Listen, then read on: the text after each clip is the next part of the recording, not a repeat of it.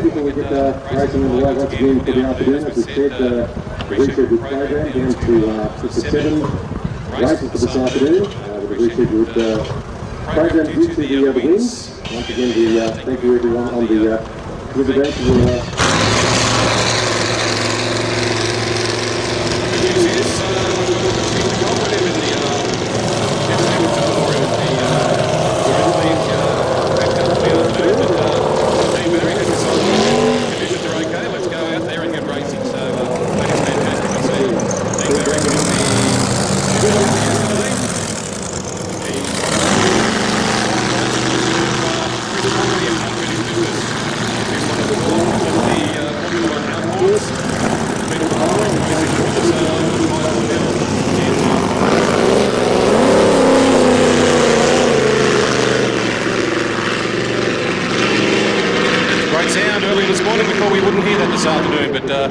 Made the Mills back in commentary, and it's great to have the sounds of the boats back on, albeit a shortened program for the afternoon.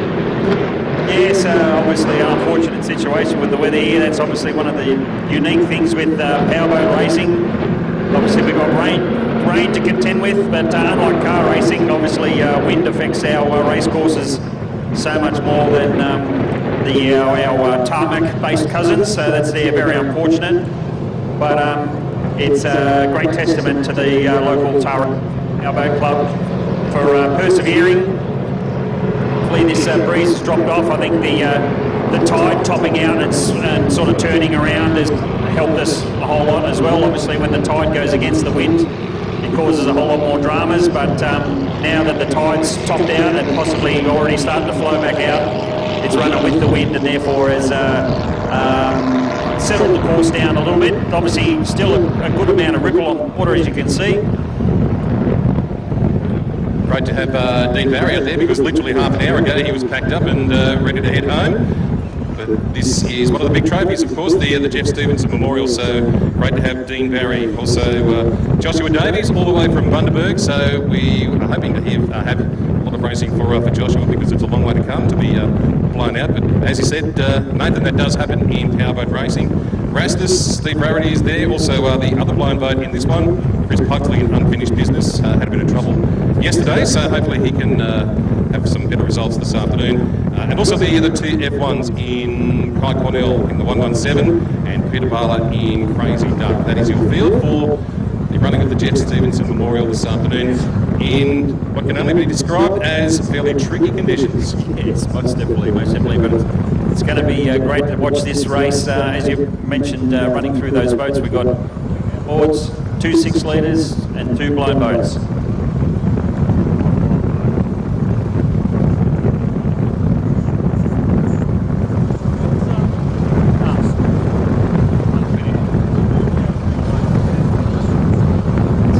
Mentioned the 2 blown boats, but it looks as though unfinished business is unfortunately finished right this minute, for the minute anyway. All just fired up. So fingers crossed they can get that blown boat down into the start area. Oh, looks like he's just getting a safe distance off the cork there, so allow the start of this race. So good thinking there from driver Chris Pugsley, but obviously unfortunate situation, unable to start of this Jeff Stevenson Memorial.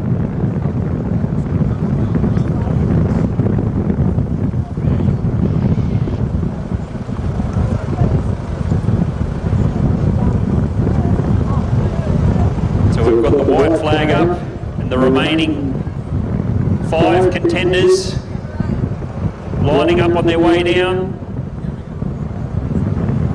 for the first major final race of the weekend. All right, it is the Jeff Stevenson Memorial. Pretty good line, and we are down. Looks like it will be getting very, very hot. These are still very, very tricky conditions, despite the fact that the wind has certainly dropped from earlier this morning. So Dean Barry out in front in She's the Culprit, or up on the inside it is the local Kai Cornell in the Formula One, the turning abilities of the Formula One. So but the horsepower goes down with Dean Barry down the back straight away, and it is the Jeff Stevenson Memorial for 2023.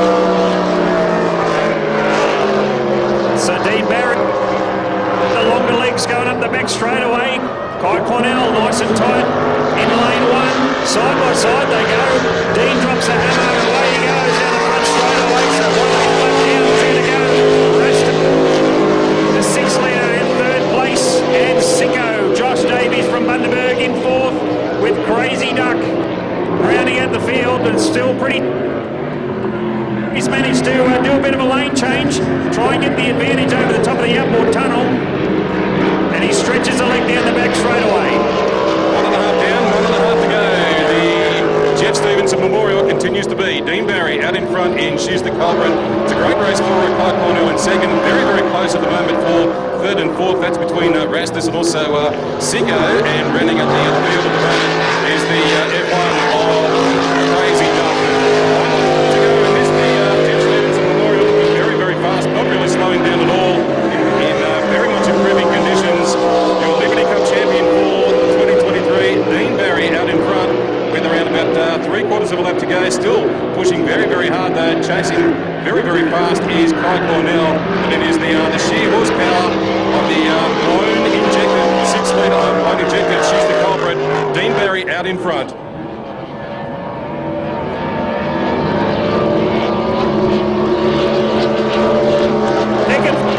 Dean Barry, she's the culprit. Second major win of the weekend. Congratulations. First across the line. Kai Cornell, the 117 Motorsport, unlimited out, grabbed second. Still a pretty good challenge for third place, but Steve Rarity and Rapus up over the top of Josh and Davies in Sicko, who almost fell into the clutches of the unlimited outboard Crazy Duck at the last minute, but another strong win by Dean Barry there. We mentioned yesterday, successfully taking out the Brian McCosker Liberty Cup. And even though we've delayed the action on the water today, Dean Barry's come straight out of the box and taken another major win. And as I said, half an hour ago, he was packed up, ready to go home. So, the wait, he decided to change his mind because the Jeff Stevenson, it is one of the prestigious trophies on the Powerboat weekend here in Taree. So the Jeff Stevenson, normally we run that as 2 heats of the final, but because the field is very much limited for the afternoon, it was just decided to run as the one race final. So well done to Dean Barry, and she's the culprit from the Upper Hawkesbury Powerboat Club. Kai Cornell, local driver in the 117 Formula Unlimited outboard in second, and Steve Rarity in the 6-litre injected. A great run in third. Yeah, it was a good run by the unlimited outboard. Pushed Dean pretty much all the way. We saw, put your hands together folks, Dean Barry, Jeff Stevenson Memorial for 2023. Well done, Dean.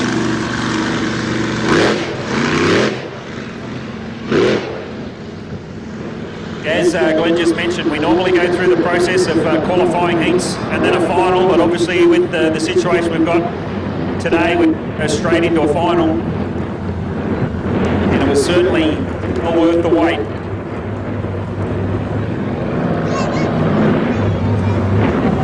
But Dean's going to be back no doubt. We're still planning on running the King of the River as the last race of the weekend, so no doubt Dean's probably unofficial favourite at this point. I would imagine so. Plus we have the big Curry Memorial as well for the unlimited displacements too. So no doubt Dean will hang around for those two feature races. Next on the program we should have the 105 class, which is down to just the three boats: Painmaker, Buddha, and Eliminator. So that's pretty much all we have running. As we said, Nathan, the 105 class normally a fairly reliable sort of a class, but the attrition rate yesterday, we saw pretty much half the field wiped out there yesterday. Yes, unfortunate, and unfortunately not just that class as well. We've had quite a tricky weekend in terms of mechanical reliability or lack of reliability, unfortunately. So we'll obviously have a slight delay as the boat unfinished business gets towed back from down the bridge end. Looks as though the 117 Motorsports drifting slowly back downstream. He'll get hooked up and towed back to the rim as well. Yeah, great show for unfinished business. I was talking to Chris earlier this morning. He said I was hoping to have a good run. They had all sorts of dramas yesterday, but it's a fairly or relatively new boat. It's only been around on the circuit for around 12 months or so. So, but once it gets its full development and potential, it's going to be an absolute rocket. Well, I commented on the sound of the engine arrival as they left the ramp yesterday. It sounded, the way I described it was, it sounded pretty beefy and unfinished business. Sounded pretty much the same as it left the ramp here just a few minutes ago. So it sounded okay, obviously, leaving the ramp, but obviously things not quite right. And as you mentioned, driver Chris Pugsley choosing to switch it off, play it safe.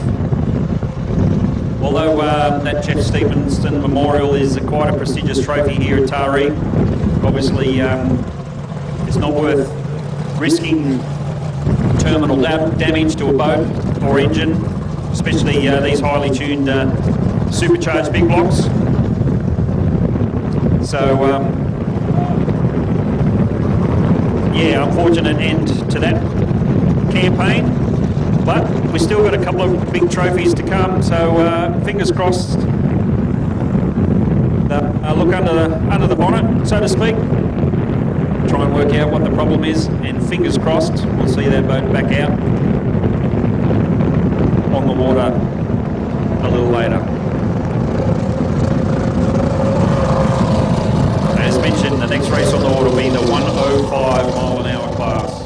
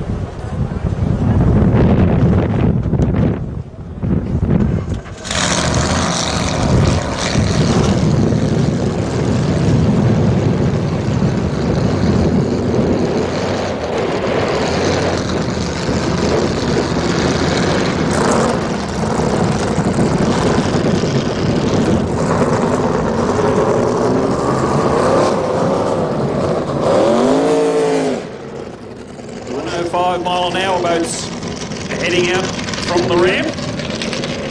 We did have 5 at the start of the weekend. Unfortunately, we're down to 3 at the moment.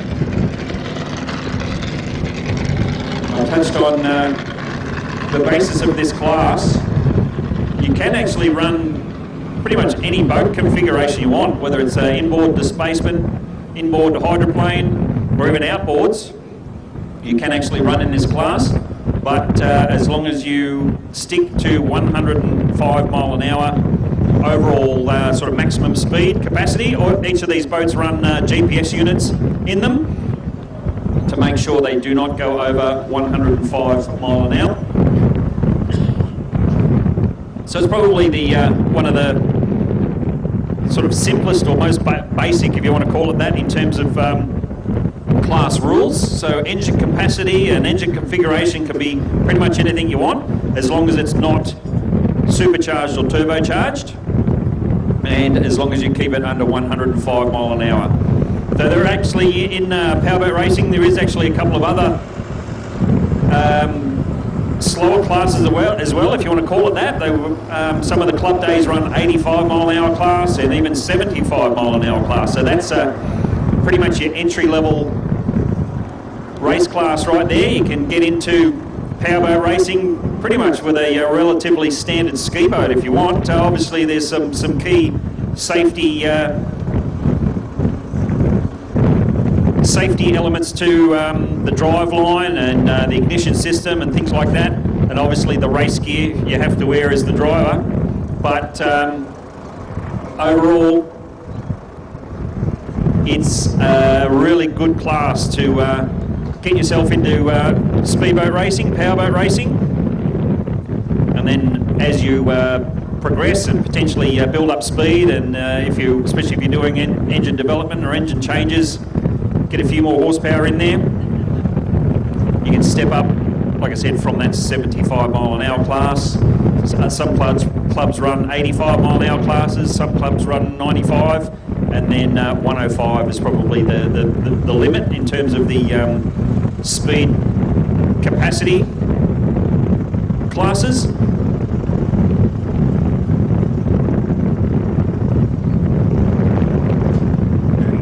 Nathan, looks like we're down to just the 2, because it seems Haymaker unable to make the start. He's there.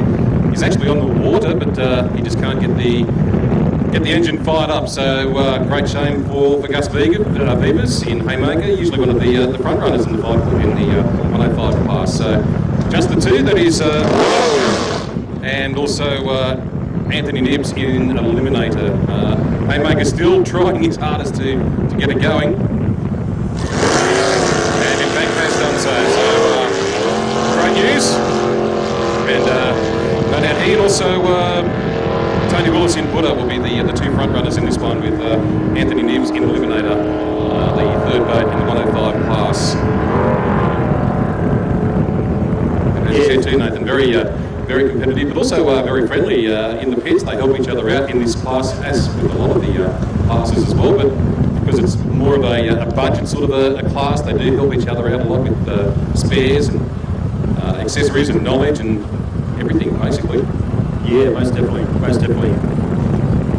So as we saw, Haymaker managing to get the engine started, that mechanical fuel injection in that boat. Obviously, the unfortunate situation we had with the boat sort of sitting around on the trailer a bit too long. They most likely warmed the engine up in the trailer earlier in the day, and then it just, with it sitting around a little bit too long, all the fuel system and everything potentially not quite where it should be. And then, just giving the driver a bit of curry there in terms of getting the boat out on the water. But all 3 boats down in the start-up area now. The white flag is up as they make their way down on the race course. Still very tricky conditions with that wind still blowing, but thankfully we are racing this afternoon. Tide looking to be moving out, so heading down this main straightaway, the main chute, that's where the straight into the wind, so I'll be very, very careful, but as we say, great to be racing this afternoon. 105s, race number 2 on the program of a 7-race card this afternoon, as we have the white flag down. The white flag still up, holding them for a very long time here, so now the flag is down, and it is Haymaker. We thought he was going to miss the start. back of the field. So 105 passes, they head into the Bridgeport turn for the very first time. They have to hold their line, of course, into the turn, and it looks like it will be Tony Willis in Buddha, which is a relatively new boat. I think it's a little bit bigger than the one that was here a couple of years ago. So showing a clean set of heels at the moment, out in front of Haymaker, and then it's Eliminator back in third.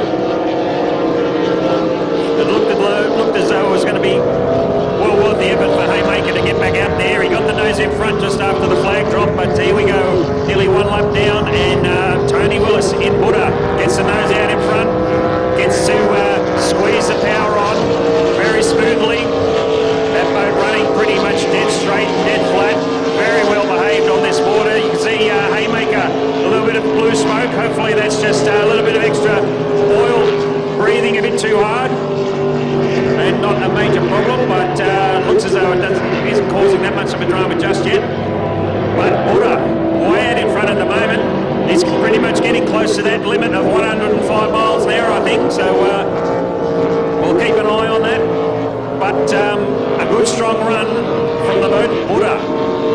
Yeah, doing it very, very nicely. Steve Willis with the yellow flag at the ready. So one more lap to go for Tony Willis in Buddha, showing a clean set of heels at the moment. Back to Gussie Beavers from Inverell in Haymaker, and then from Sydney it's Anthony Nibbs in Eliminator. So great to have the three boats running. We did have around 6 or 7 of these 105s entered before racing began yesterday. But a big attrition rate, like a lot of the classes, a big attrition rate in this 105 class, which, as we've said, Nathan, is normally very, very solid. So Buddha just slowing down. Maybe he's realised he's near that 105 mark, but slowing it off just a little bit at the moment, but still a very comfortable lead from the Haymaker, and then Eliminator back in third.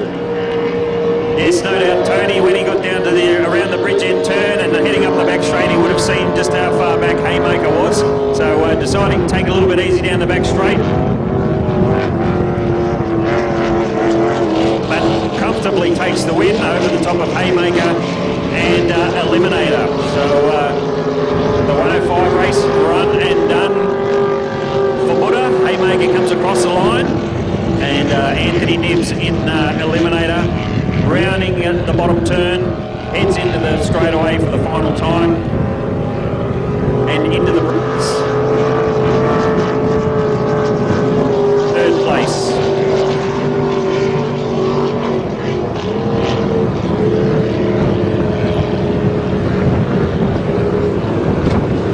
Right, next race of the program will be the 5.2s. We've got a field of 6 listed for the 5.2s. Dave Freeman in Cranky. So Rhonda Wadovich from Boston, one of the local drivers in Putt Lemon. Brian Kilpatrick in Melody. Justin Frankham in the beautiful Quiver. That is a fantastic boat. So Blake Sherry, and Graham Malloy is in Hurricane, one of the hydros. He was here this weekend. So it's a good field for the 5.2 litres on this shortened program for the afternoon. Still fairly tricky conditions with that wind blowing down that front lane straight away, so drivers need to be very, very careful as they head into that headwind. But the good thing is we are racing this afternoon. Still a few more races still on the card as well, including the big one this afternoon, the King of the River.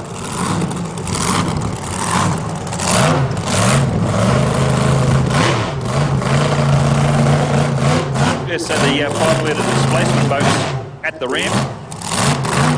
We did have on our race sheet that the 2 5-litre hydros will be joining them. The 2 hydros looks as though they're just getting lifted into the water now.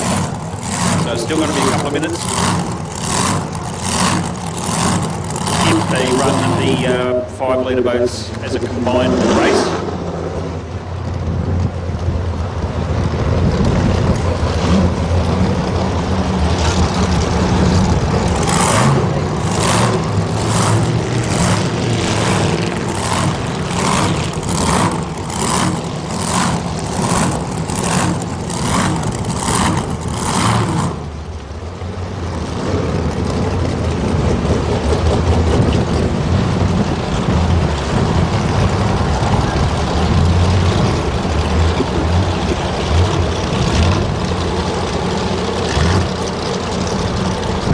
see the red boat Cranky just left the ramp. I think they're still just waiting on the hydroplanes to be dropped into the water before the rest of the field gets pushed away.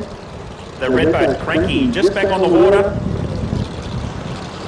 after the installation of that reinforced cockpit. That red boat used to be what we call an open deck boat, which is that's the style of the boat of the 105, so where the drivers are not inside a reinforced cockpit. But the Cranky race team making the initiative of installing the reinforced cockpit. And this is actually only its first major race meeting. I think it's only done one or maybe two club days after the reconfiguration. And judging after the run yesterday, I think he ran second outright in this combined 5 litre class, second or third. So looks as though all the effort that they've put into that boat was well deserved.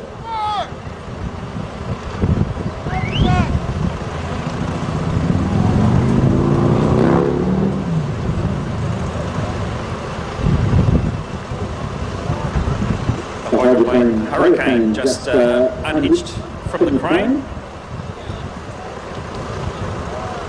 And hopefully we're expecting the second boat Wrapped to also be joining. Boat Hurricane down from Queensland, Graham Boxy Malloy at the wheel. This boat ran here at the belated Easter Spectacular in June and July, whenever it was that we ran last year. This is his first time on the Manning River, and did pretty well for his first time in traffic, so to speak, as in running against other hydroplanes. Unfortunately for Graham up in Queensland, there aren't too many hydroplanes currently on the water, so he's basically got to come south of the border for some competition. But we very much appreciate the effort that he does put in, because a very spectacular boat. Even when sitting still, even on the trailer, or even just sitting still on the water, it's a pretty spectacular looking boat. It's great to see the effort that that team has put into the presentation.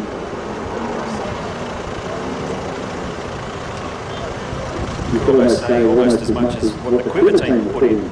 That boat is also spectacularly presented. That's actually another team that's recently stepped into a reinforced cockpit boat. They used to run a boat, an open cockpit style Quiver. But this new boat has been on the water for about 12 months, I think. And driver Justin getting back into the swing of things pretty quickly.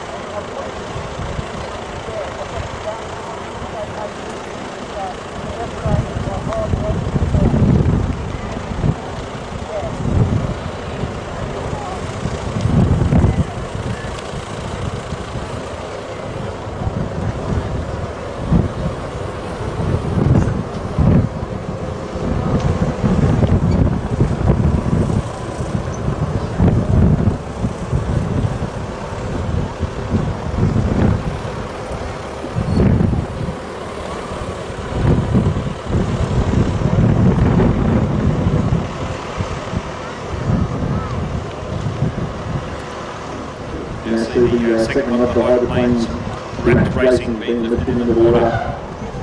Notice this boat won't be running a rear engine cowling. Unfortunately, the boys were out on the water testing first up this morning, then the rear engine cowling blew off. So that's unfortunate. But the guy's obviously still keen. No technical issues with the engine or anything like that. It was literally just the rear cowling. Fell off during one of the turns. So great to see them back on the water and taking part in this 5 litre open class now that we're combined the displacements of the microwaves. Just watching Frankie floating down the river here.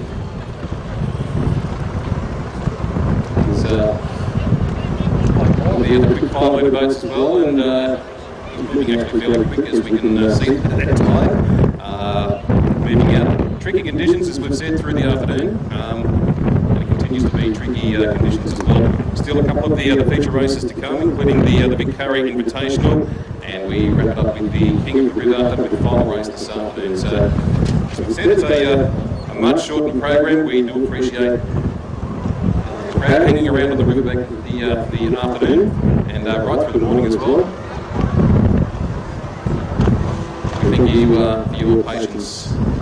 It has been a frustrating day, frustrating for officials as well, trying to rework the program, but thankfully we're getting most of the major races on the card for the afternoon. Although we have lost a couple of trophy races, including, I believe, the Commodore's Cup and also the Barry Chaplin has been decided not to be run this afternoon. The 5.2 litres as we watched Rat without the cowling, heading out. Also Quiver, that beautiful boat of Justin Franken, that is a fantastic boat. And Brian Kilpatrick just firing up in Melody from the St George Motorboat Club in Sydney. We should see Hot Lemon as well, Rhonda Woodovich and Graham Malloy in the beautifully presented hydroplane, the 6 litre hydro called Hurricane. He's just firing up as well. I do believe he is an entry for the EC Griffiths Cup in a couple of weeks' time, so we wish him all the very best. Rapid and patient, Brian Sherry just down the back straightaway. As Hurricane fires up, so these are the 5.2 litres.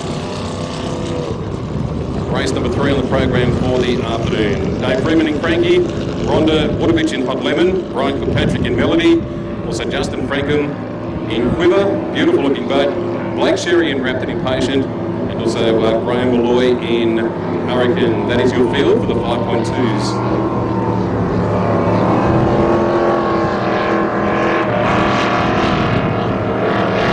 And you have we do have the field for the big Curry Invitation as well. That's just been given to us. Just the one, unlimited displacement. Not too sure what's happened with Culprit, but Chris Puglesley in Unfinished Business will be hopefully going around, although he did break down the previous race he was in. Sicko, Cranky, Rastus, Melody, and also Quiver will be racing in the big Curry Invitation. So a lot of the boats that you're seeing in the river right now will be racing in the big Curry a little bit later on this afternoon.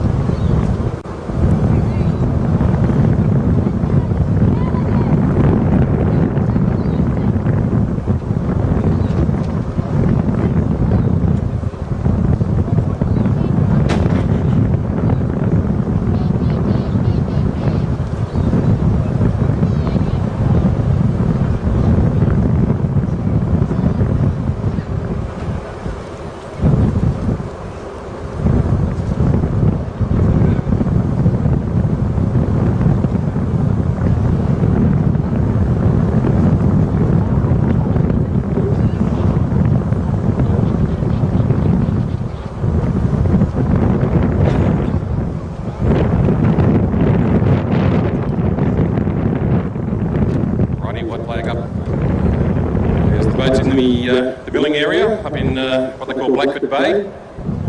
So field of 6 for this one, 5.2 litres, a couple of the hydros, Graham Malloy and Hurricane, and also Blake Sherry and Rapid Impatient. Plus, of course, Quiver, Melody, Hot Lemon and Creaky. So I expect the 2 hydros and also Quiver to be the ones to watch in this 5.2 litre class. Yeah, the Rapid Impatient guys, they haven't had the best of runs so far this weekend, so no doubt they're hoping to bring it home strong. They do actually have a race planned on the program a little bit later, so this will be the first of 2. It's getting a bit tight there out near the beach as they come up onto the course proper. You see Boxy Malloy and Hurricane come right out wide and straighten up as quick as he can. Flag is still up and away it goes. Hurricane right out wide, giving everyone plenty of space. You can hear him on off the throttle as they go into this breeze. Young Blake Sherry trying to go with him. Quiver on the inside is going to be right there with him as well. Blake Sherry hooks it in. He's going to go around the corner in first place. How about this? The 5 litre Holden stinging it to the Chev motors both on the inside and outside of him. 3 wide up the back straight away, but young Blake gets swallowed up by some pretty high horsepower either side of him. They dive in deep. Quiver hooks it in tight. Got a lot of real estate to cover. Hurricane on the outside with a job ahead of him to try and stick with Quiver. But young Blake Sherry having an awesome run. Oh, getting it a bit light. Getting a bit tiptoe down the front straight away. All right, one of the closest races of the day, weekend so far, continues to be Justin Frankham and Quiver taking that inside line, the shorter course, and keeping up on the outside, of course, is Hurricane Graham Malloy, keeping the speed up as he heads around the bottom boy turn. But up the back straight away, nothing between the entire field, really, all the way back to Melody and also Creaky with Hot Lemon just at the back of the field. But Quiver continues to hold that lead, still going very, very wide around the turns, is Graham Malloy in Hurricane. Beautiful machine, 2 beautiful machines out in front. Quiver getting a little bit dipsy-doodle as he heads down the main straight away. One more lap to go in this one, the 5.2 litre class. So young Blake Sherry missing the engine cowling, and that might be the trick. I don't know what it is. He's done. Down in the front. But Quiver's the one to beat. Just under 1 final straightaway to go.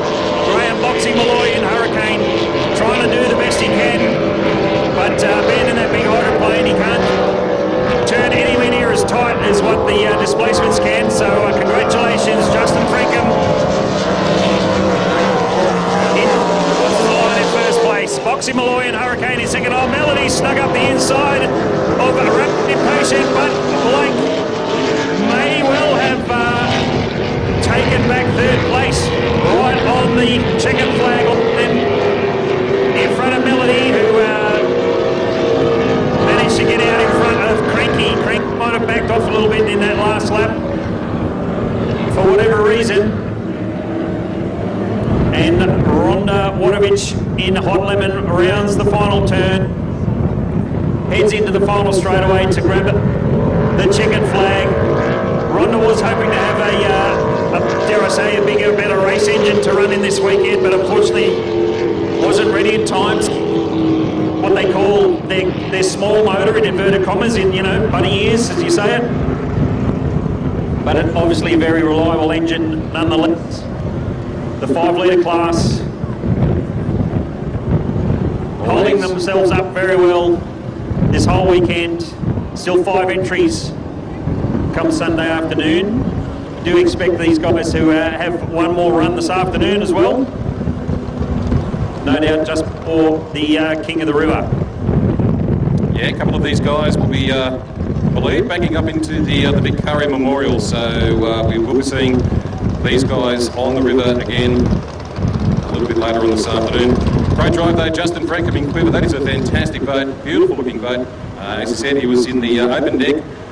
Around about, I think it was this time last year, he debuted this sailboat. So he's had a good 12 months in the Quiver, in the cell, and it was a very, very quick boat with the open deck, but it's even quicker now with the cell, and he's doing some fantastic driving, fantastic racing. So a big round of applause for your winner in the 5.2s, Justin Frankham, in that beautiful boat Quiver.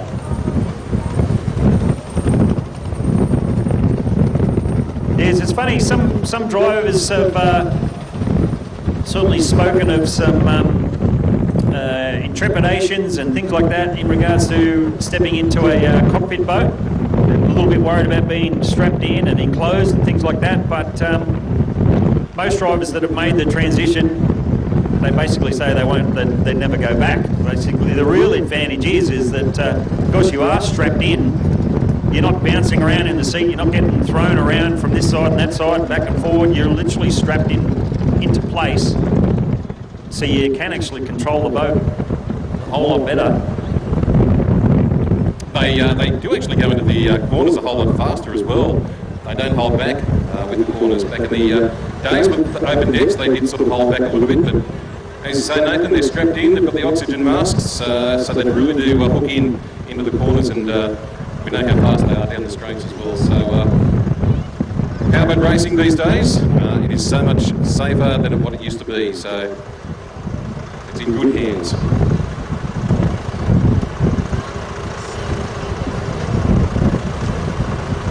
Not too sure if the juniors are the next on the program. I'm not too sure if juniors will be running. They are running, so we will get some juniors out very, very soon. And the big Curry Memorial, so the 5.2 litres, and then the King of the River, although we do have the 105s as well set down. So still a few more races to go, as we've said, all through the course of the morning and also the afternoon. We thank you on the Riverbank for your patience in these very testing conditions, and the winds still with us this afternoon.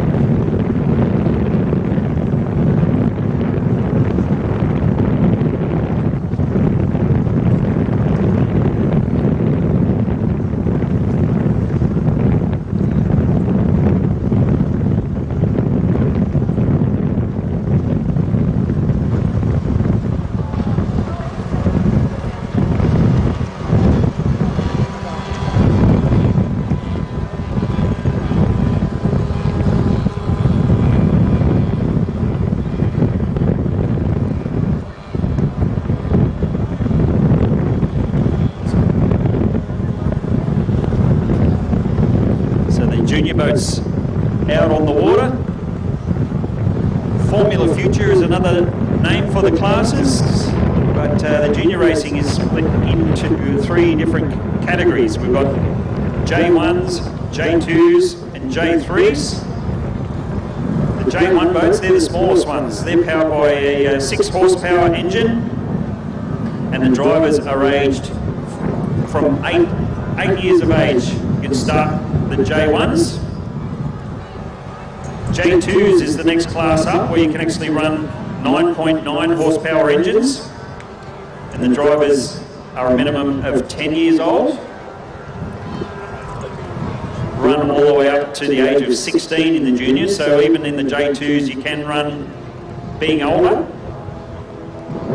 But obviously, as we all know, as the kids grow, they get a bit bigger and a bit heavier, and ideally they step up to the bigger classes, being J3s is the biggest junior boats. So the J3s run 15 horsepower engines, and the drivers have to be a minimum of 12 years old to be able to run the J3s. So some of the drivers and boats we've got out here this weekend, the little red maroon boat is a J1 boat. It's called Dusty 2. It is driven by young Joel Gray, a 2nd generation powerboat driver, I believe. And I mentioned these are the junior racing or Formula Futures. They're all pretty much handicap races. So even for a demonstration race here this weekend, the drivers are sent out in an approximate sort of handy start, with the theory that all races will finish together at the finish line. The second boat out on the water was the silver boat. Did actually have a little bit of trouble getting up out of the water and up onto the plane. But it's a J2 boat called Livin' the Dream, and is being driven by Samantha Gray. May well be a brother and sister team in those two boats, which is pretty cool to see. Third boat out is also another two boat, driven by Jake, and is also a local Taree Aquatic Powerboat Club.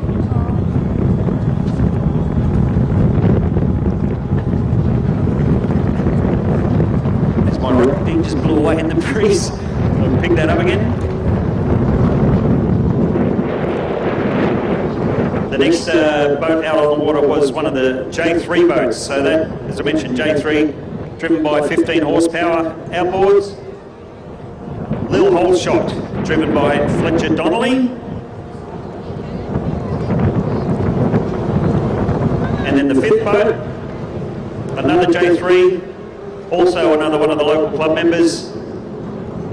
The boat is called Gremlin, being driven by Ben Wright. So it'll be interesting to ask the parents or family of Ben Wright just to see how true and correct that name Gremlin is.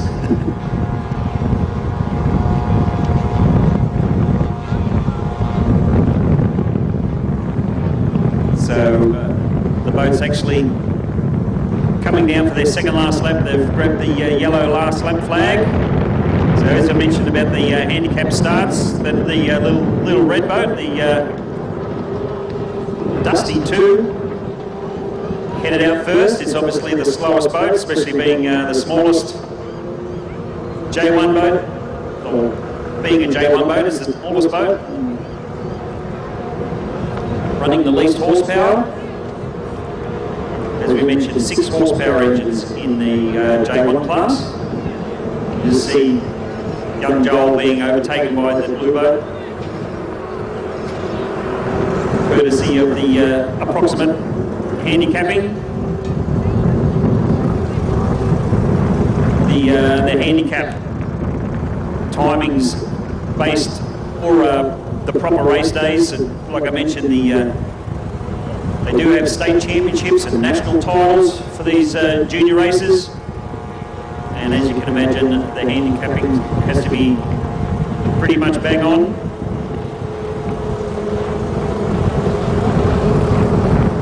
But the whole idea of the handicapping is obviously, especially because of the kids,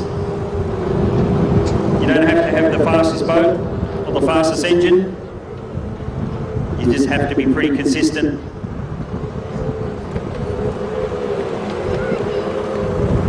Because each of the handicapping start times are based on your overall race lap times or race times, and your handicap start time will be altered to suit. So ideally all the boats finish pretty evenly across the finish line. So the junior boats grab the checkered flag for their first demonstration today.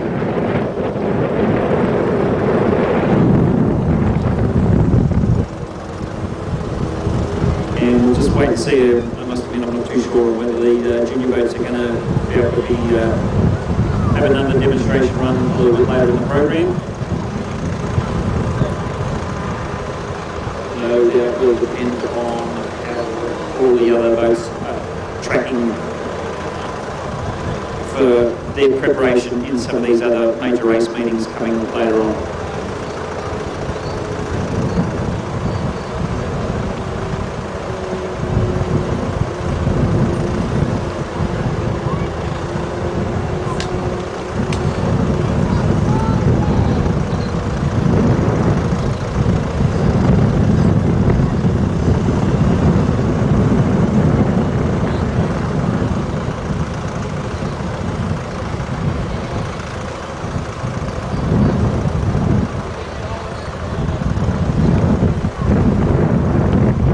So if any of the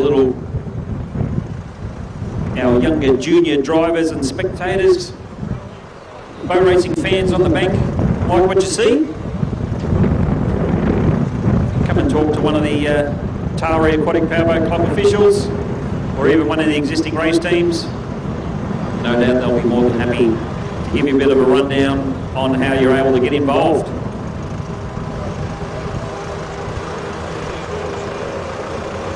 That's also the same thing for and the adults out there as well. If you want to get involved either directly in powerboat racing yourself, or even just with the assistance of being involved in the operation of the Taree Aquatic Powerboat Club, I'm sure that club would very much appreciate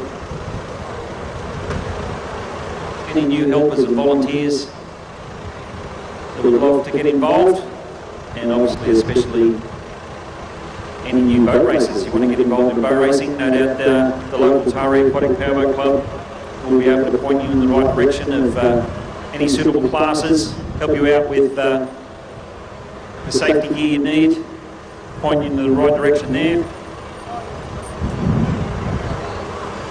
and then ultimately help you get on the water.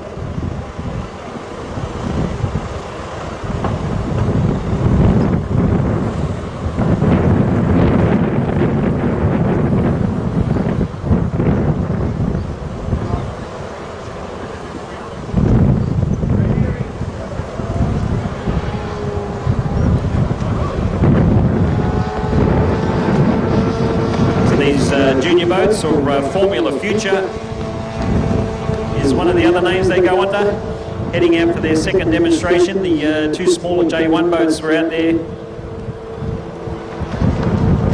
originally, and as you can see, the J2 boats now heading out onto the water. Little hole shot, the little white boat leaving the bank now, driven by Fletcher Donnelly. As we mentioned, that's one of the J3 boats we have here, and the final boat, the blue boat,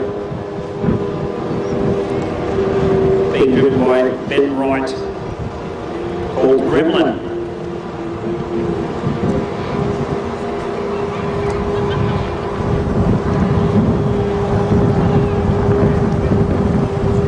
And it's pretty cool to see some of these kids can get pretty competitive.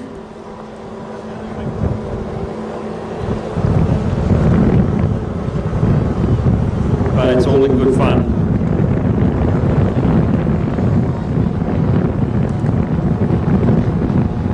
And being part of the action, no doubt plenty of other family members get involved in the preparation of the boat, especially on race days. There's brothers and sisters and fathers and mothers and nieces and nephews and uncles and aunties helping out in the pit area and on the bank. A great family-based activity to get involved in. But you do have to be careful, because you get hooked and you're into the sport of powerboat racing for the rest of your life. If you're not careful,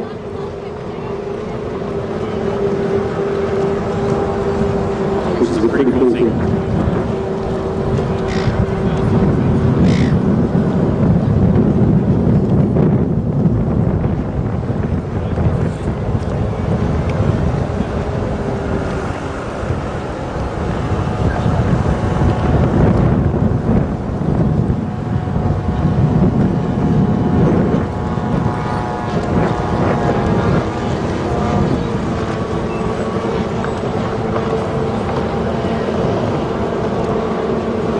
Juniors all coming down to grab the yellow last lap flag.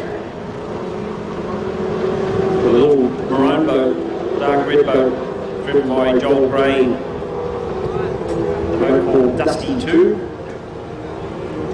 Seems to be slowing up a little bit. As we mentioned, that's one of the J1 boats. The smallest of the three, powered by 6 horsepower outboard engines.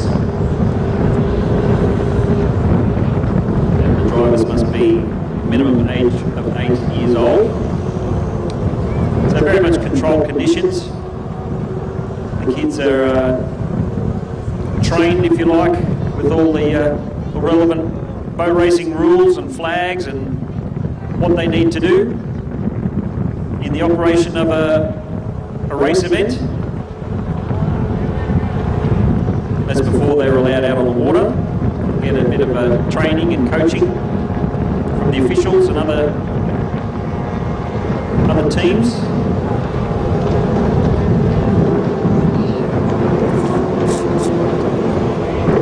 And set the checkered flag for the second demonstration run of the junior boat drivers. The little red boat, Dusty 2, heading down the back straight.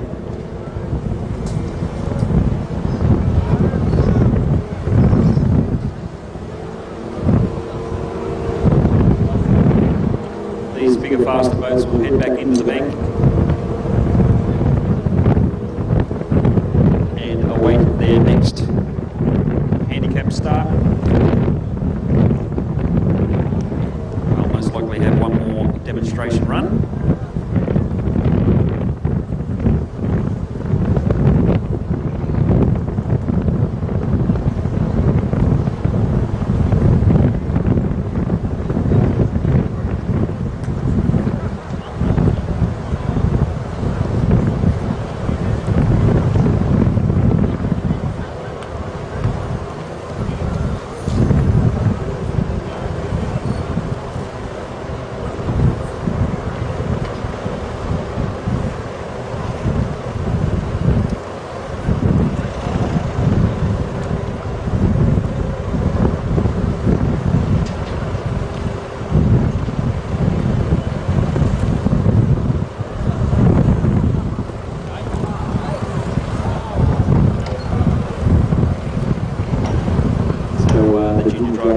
The black flag, which is return to bank, return to the pits.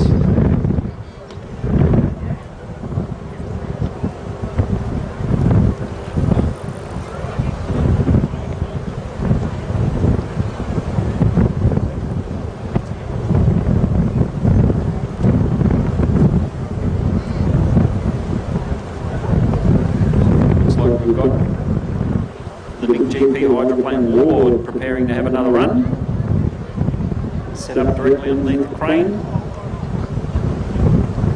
So pretty much from one extreme to the other. The little J1 boat, Dusty 2, 6 horsepower outboard. Makes his way back into the bank. And about a 24, 25 foot 2,000 horsepower GP hydroplane about to head out. As I mentioned, from one extreme to the other.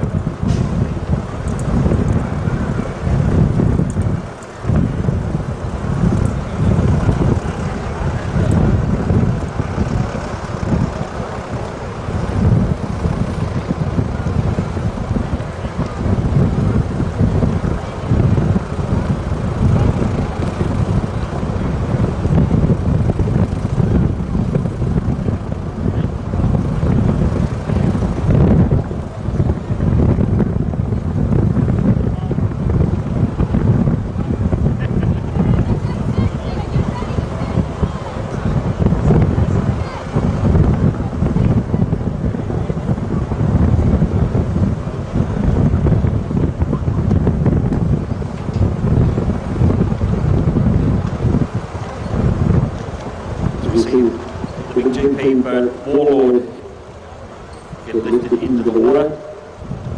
It's pretty awesome sight when you see a boat like that on the crane.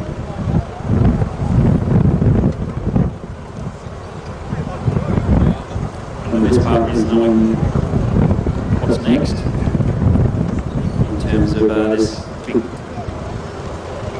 2,000 horsepower supercharged big block V8 roar into action, and it's quite literally a roar, so prepare yourselves for it.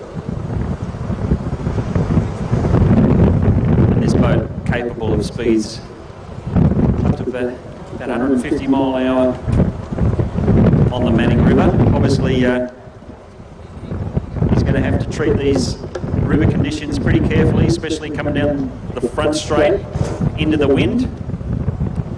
Going to be very careful and be pretty friendly with the controls of the canard wing, which is a little wing on the front of the boat in between the two sponsons.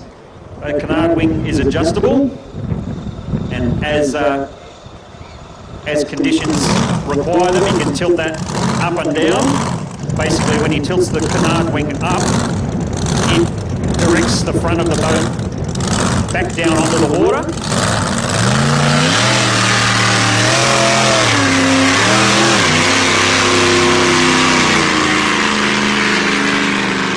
And the drivers of these GP hydros also use that canard wing in the corners, sometimes actually tilt the canard wing down to help keep the boat up and out of the water in the turns. But as I mentioned, especially on this front straight going into the wind, he's going to be on the wing, as they call it, with his finger on the up button, no doubt all the way down the straight plate.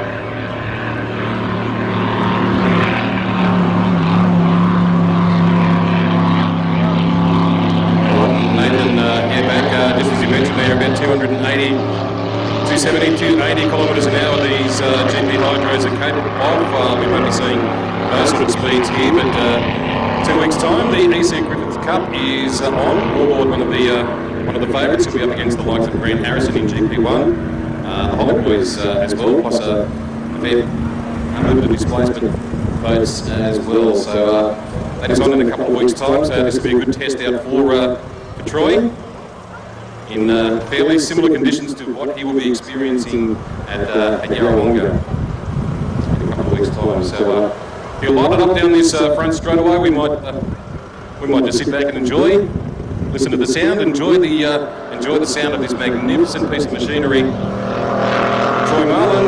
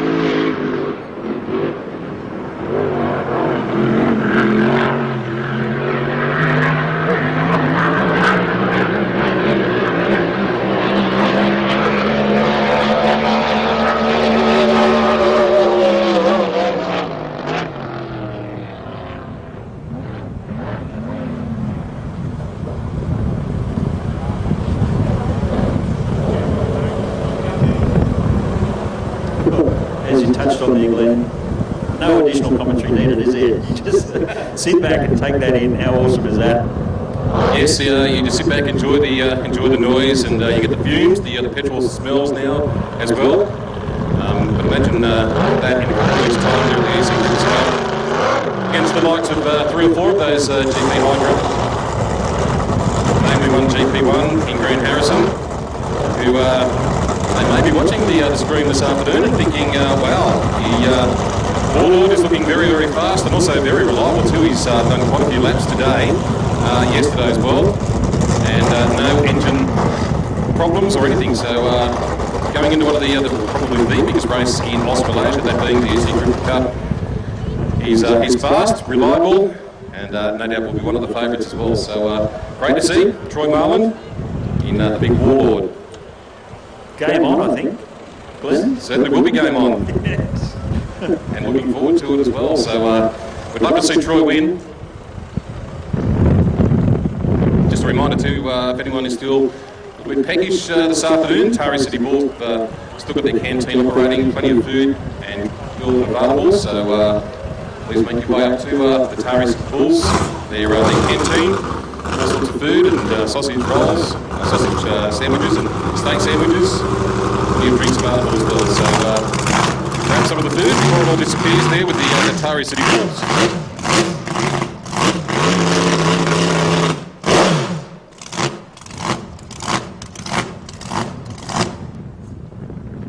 Yeah, well, we saw that run by Troy. He actually headed downriver, down to the milling area before he turned around and headed back onto the...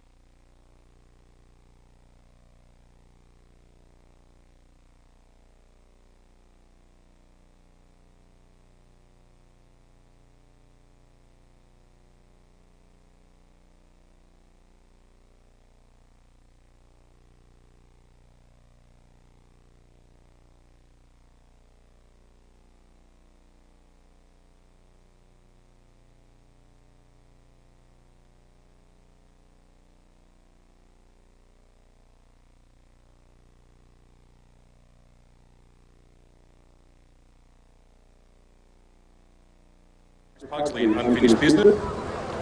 He's on the ramp, so good to see. Some earlier troubles. And Justin Frankham in the 5.2 litre quiver. So an adjusted field for the big Curry Invitation, but still quality boats. Big Curry, of course, a former businessman in Taree, was a member of the Taree Cargo Club. And I believe he did a fair bit of work on Troy Marlin's Madness engine as well. So yes, highly respected, and this trophy leads here. But 2 weeks' time, the EC Cricket Cup is on. Warlord, one of the favourites. He'll be up against the likes of Grant Harrison in GP1, the Hobbit Boys as well, plus a fair number of displacement boats.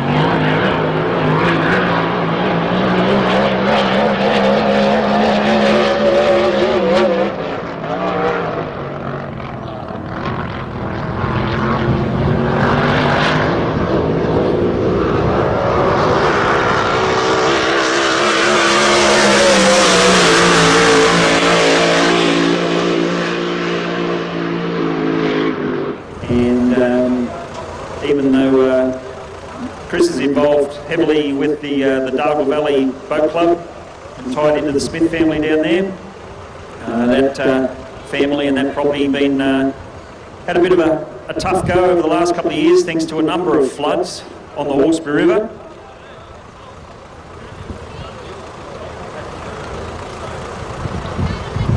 But Chris is actually, even though development is slow thanks to everything else going on in the world, like I said, a number of floods down in the Dargle Valley, he is working on his own new boat.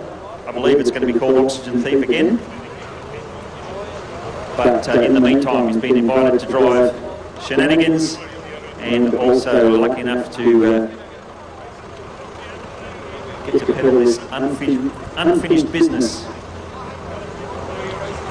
Which, like many boats in the game these days, is a beautiful looking boat too. That unfinished business, and a lot of professionalism in the game of powerboat racing these days.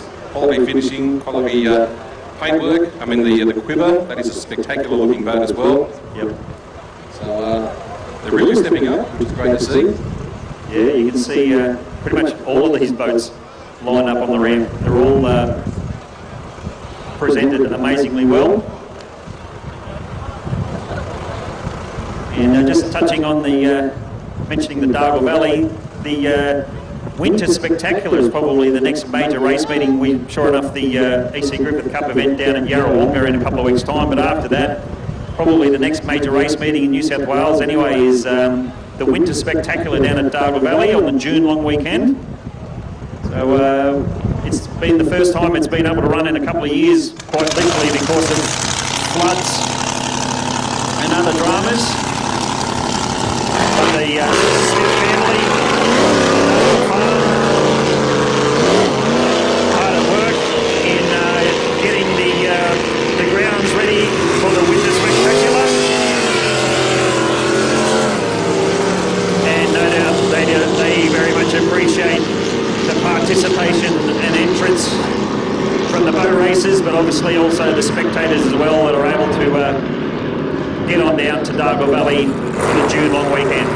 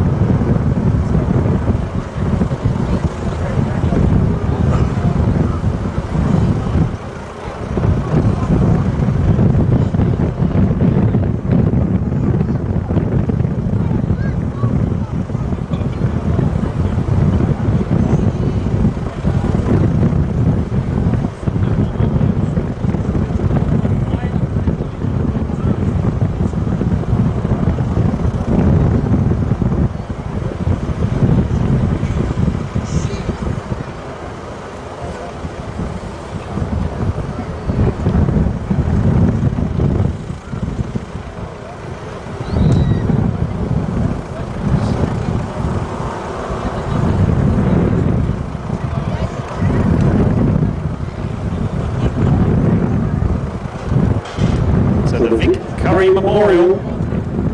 We've got 5 competitors lining up. See the start boat, straight line onto the straight front straightaway. Flag drops pretty early. Whoa, Melody gets up high as he put the foot down.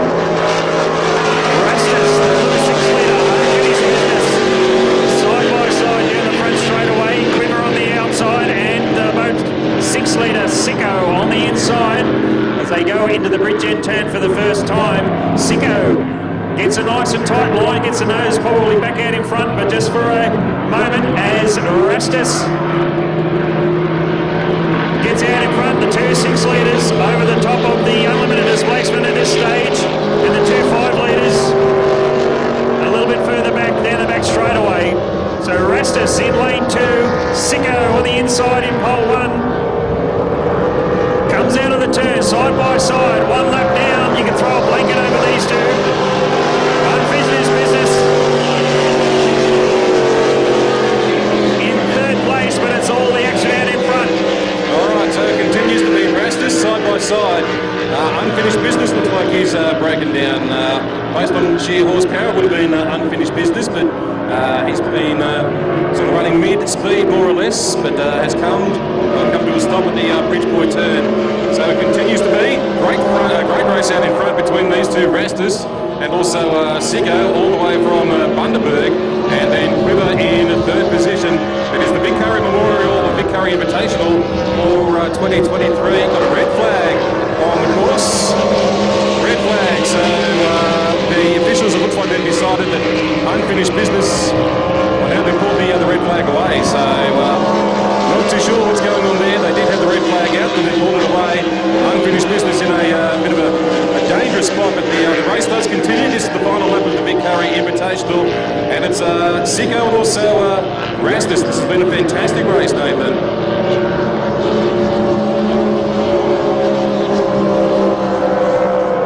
Having a last-minute ditch run into the final turn. Going to stay nice and tight. Going to get the nose out in front, maybe, but Rastus, Steve Rarity on the outside. Sicko gets the nose up high as he tries to get the power down. But well done to Steve Rarity and Rastus. Sicko, maybe a bit of a rush of blood to the head. He's taken the accelerator pedal just a little bit too fast. Got the boat, the nose of the boat up high and a little bit unsettled, and he had to back out of it, which just left Rastus to take out the win in the Big Curry Memorial. Sicko 2nd place, Quiver 3rd place, Melody 4th. Yeah, great drive. Unfortunately for unfinished business, they've had problems with that boat pretty much all weekend, so good to see it actually still running, but that would probably be the race of the weekend so far, between Rastus from Raymond Terrace and also Joshua Davies here from Bundaberg. So that was a great race. That was a great race. So put your hands together for them. Terrific race, and then Quiver in 3rd. And Melody putting in a good run there as well for 4th. So big congratulations to the winners of the Big Curry Invitational. One of the feature races on the card. We've got the 5.2 litres coming up with the 105s. And then rounding up the race weekend, it will be the King of the River for 2023. Yeah, so a good strong run by the 2 5 litres in that race as well. Quiver had the nose out in front. We saw the boat Melody quite literally jump off the line when the flag dropped, so didn't help his overall race time or ability to stick with the group as they left, but a good strong run by the 2 5 litres. But it was the 2 6 litres up the front which put on the real show. That was very, very cool to watch. And that will be, I'm guessing, one of his biggest wins as well for Steve in this, one of the big cards, or one of the big races on the card, the Big Curry Invitation. So big congratulations to him. He'll be pretty happy in presentation tonight. Most certainly. This team, this boat, progressing pointy end over time as they fine-tune the boat, and Steve still continues to get used to driving inside the cockpit. I guess we touched on it a bit earlier, but Steve's actually another one of the boats who stepped up out of an open deck boat or open cockpit boat and stepping up into a reinforced cockpit to step up into the 6 litre displacement class. And as you mentioned,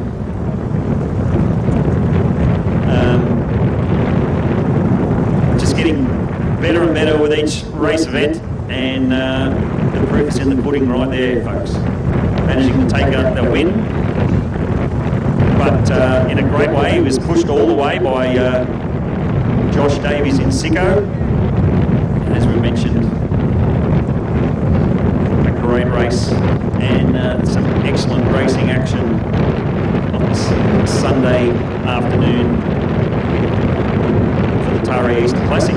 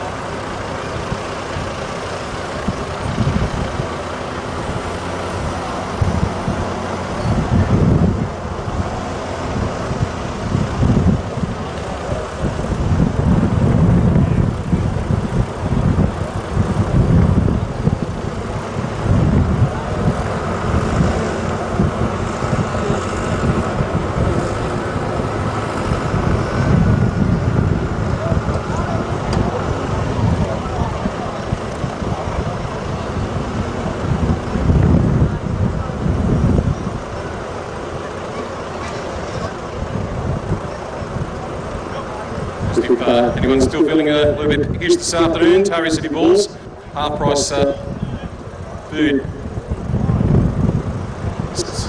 is deal. And for the footy club, the Taree City Bulls, half price barbecue food for the rest of the afternoon. For the local footy club, the Taree City.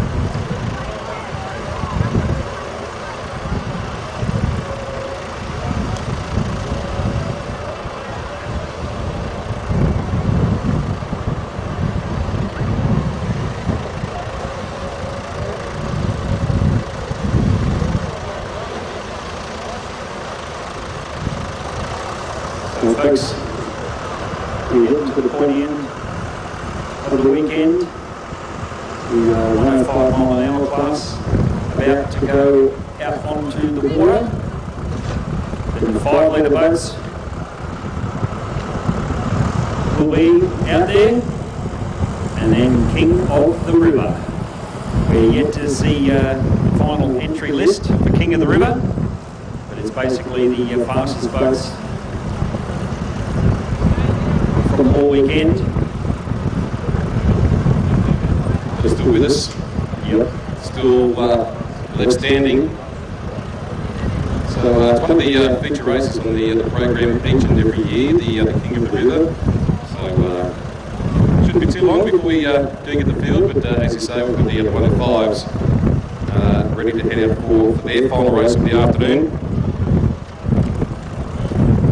Still fairly breezy conditions. The river not too bad though at the moment, but it's fairly windy. Once again, we thank everyone on the riverbank for their patience this afternoon. It took a long time to get the program underway. 1 o'clock it kicked off. As we said, the lap of the weather gods more or less, and it was just way too windy and too dangerous to race earlier this morning. So thankfully conditions not too bad for the afternoon. Albeit a shorter 7 race program, but we are down to the final 3 races. And certainly no shortage of quality, that's for sure. We certainly saw that in that last Victor Curry Memorial race. Those 2 boats out the front, Rastus and Sicko, side by side the whole 3 laps. It was very cool to watch indeed. And then these 105 mile an hour boats, traditionally pretty competitive. The Orange Boat Buddha, they've got their stuff sorted, that's for sure. They've been at the pointy end all weekend. Haymaker's been doing his best to stay with him, and he'll be looking for a bit of an edge in this last 105 mile an hour class race for the weekend. And as you say too, Nathan, they have the GPS, so they can't go over that 105. They do get very close to the 105 mark, but they can't go over that 105. I think it's 105 miles an hour, so we're looking at about 160 odd K an hour. Maybe not in these conditions, although it's not too bad there at the moment. So 105 class coming up, and then the other 5.2s, and then we wrap it all up with the King of the River. Yes, you touched on the water conditions. So the breeze is still up, but somehow the water conditions are bordering on perfect. Just a small ripple out there. And especially on the back straight where they're running with the wind, the water's even flatter. So they can be pushing as hard as they want, basically, on the back straightaway. Still got to behave themselves in this front straightaway, heading into the breeze. They've got to be pretty careful indeed. But fingers crossed they're all used to these conditions from all the previous running they've done this weekend, because even though the breeze has been up and down a little bit, it's basically been blowing from the same direction all weekend.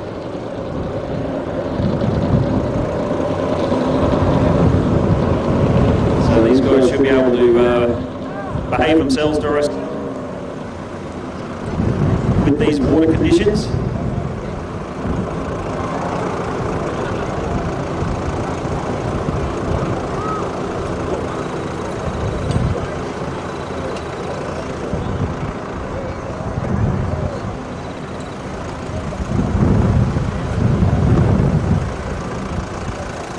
Take this opportunity to once again thank the many supporters of the Easter Classic here on the Manning River. This is the Tari Aquatic Club, also known as Salos. Big supporters. McGrath Meats, Tari Auto Electrical, Minette and Wright Removals, Jack & Co, Lear & Smith, Ruckley's Custom Panel and Paint, Maven Trucks, Stone's Oysters, Rod Osborne Transport,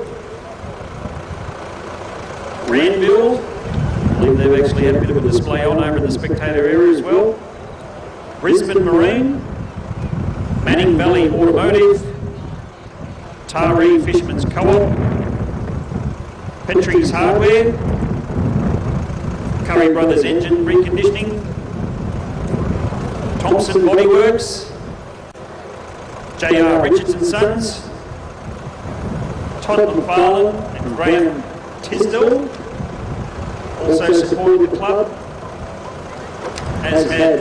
as D's Screen Printing and Embroidery, Thomas Scaffolding, MG Glass, Manning River Marine and Tackle, Eggins Comfort Coaches, Young Building, the SIP Cafe, the Taree branch of Kennards Hire, Mid-Coast Council and Mark Moore. Thank you to our sponsors. A weekend of powerboat racing on without the sponsors, a huge thank you. Final run of the 105 class underway and a continued water and also Haymaker. They've been the two dominant boats this weekend in the class with Eliminator out the back, but they head down the main straight away for the very first time into the Bridgeboy turn, and is the orange boat that is the Buddha of Tony Willis, just out in front of Haymaker, Gus Beavers, as they get up the back straight away. Conditions still very windy, still a little bit choppy out there, but all in all not too bad at all, as Tony Willis in the Buddha shows a nice set of clean racing at the moment, but nothing between himself and also Gus Beavers in the Haymaker. So Haymaker giving Buddha a decent run for his money in this race. Gets the nose up a little high, getting out of that last turn, whereas Buddha able to get the power down to the water very nice and very smooth. Gets the speed up to that maximum terminal speed as fast as he can, which allows the boat to get out in front. But yeah, Haymaker doing his best to go with him in this race, doing a pretty good job of it. But you can see in that straightaway, the overall terminal speed achieved pretty quickly in the orange boat Buddha out in front.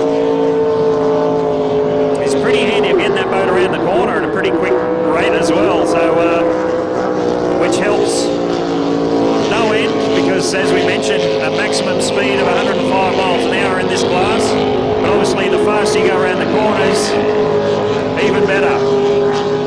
2 laps down, 1 to go in the 105 class. Of course, as we've mentioned,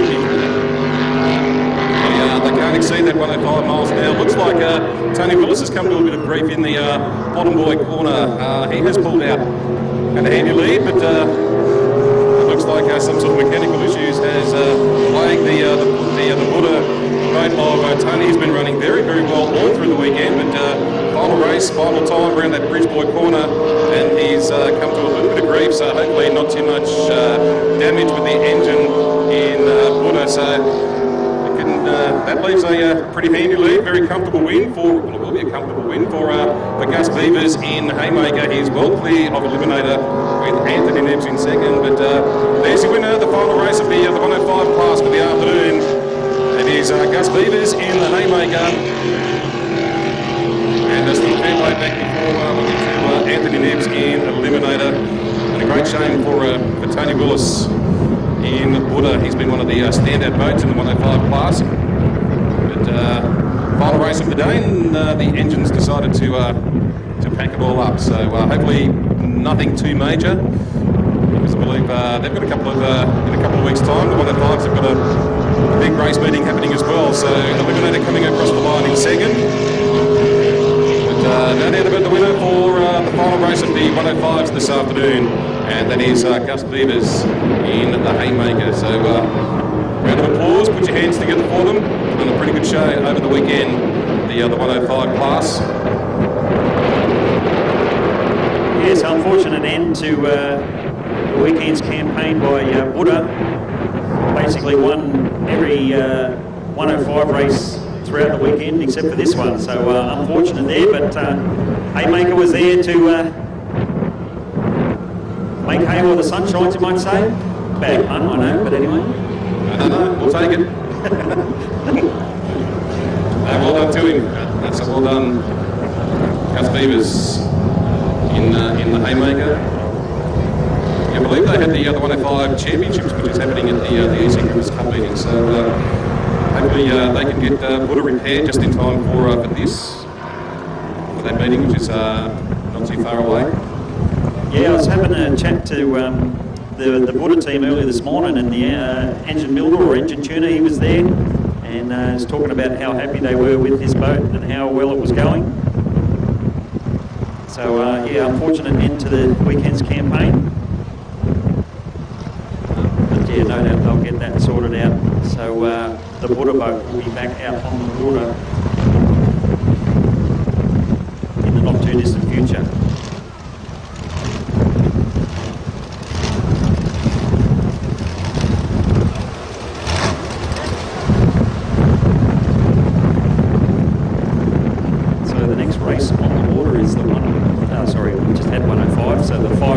Displacement boats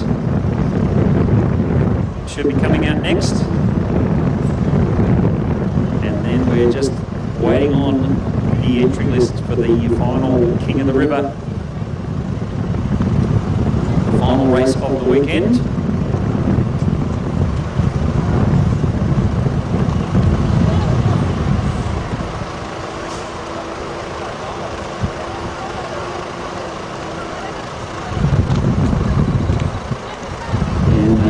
The breeze will drop off just that little bit further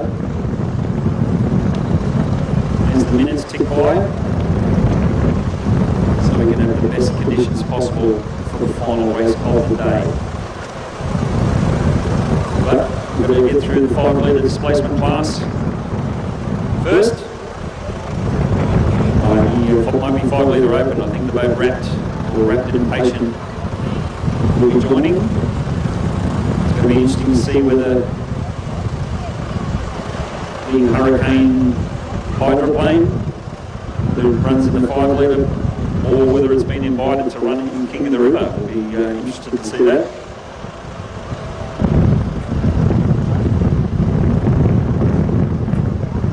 As we mentioned, we're just waiting on the entry list. And the 5 litre displacement, 5 litre open class will be on the water shortly.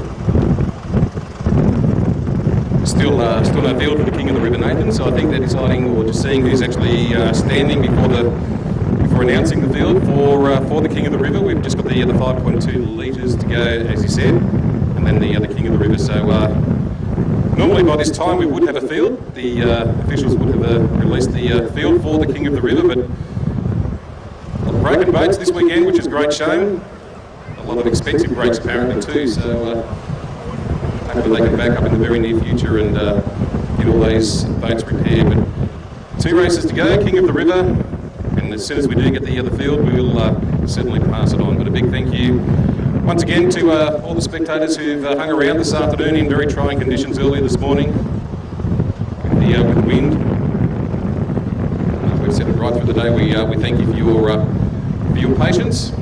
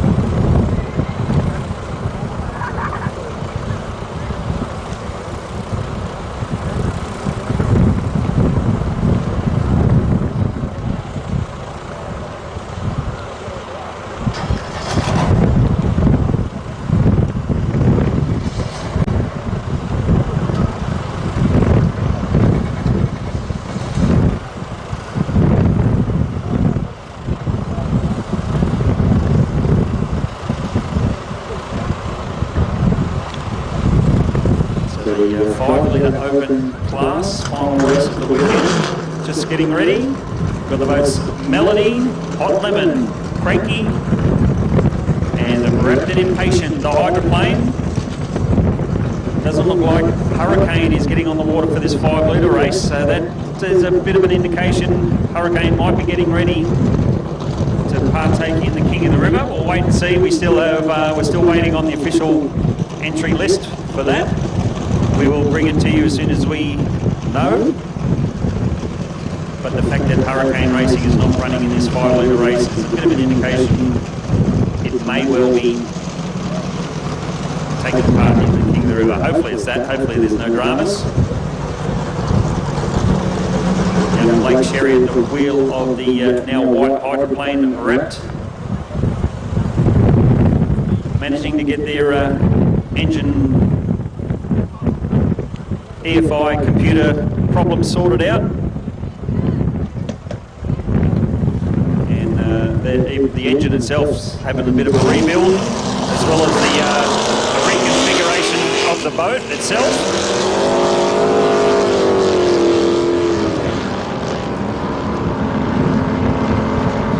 But young Blake Sherry making that boat faster and faster every time he's hit the water this weekend.